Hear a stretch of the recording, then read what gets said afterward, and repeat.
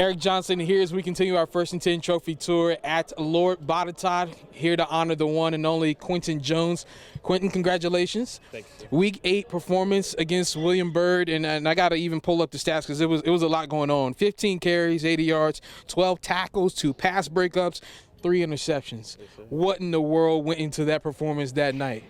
We had some payback to give him from last year, and just game is game. I mean, everybody felt it on the field. Everybody had the chemistry, and it just worked out for everybody.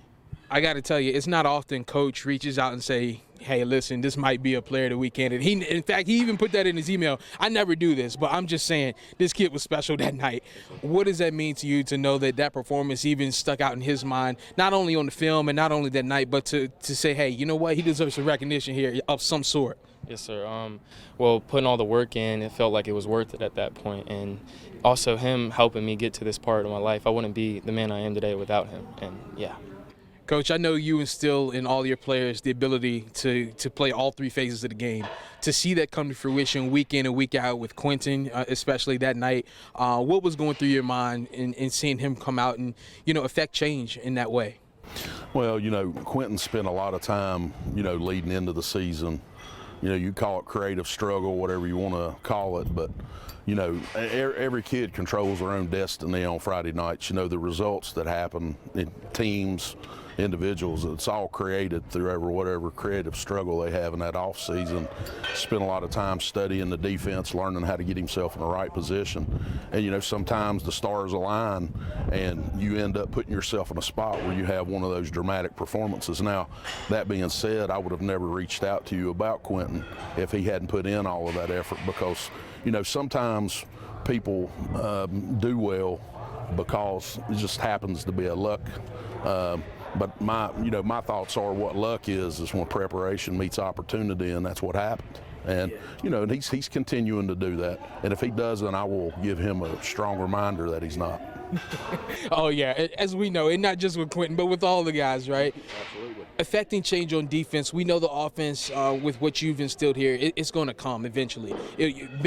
You keep bending those defenses and they'll eventually break. But to see him step up on defense that night, I believe one of those interceptions, if I'm not mistaken, may have been even in the red zone, maybe even in the end zone.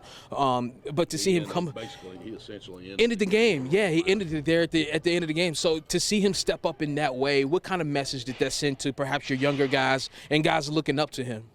Well, like I said earlier, that creative struggle is what helps you win a close game.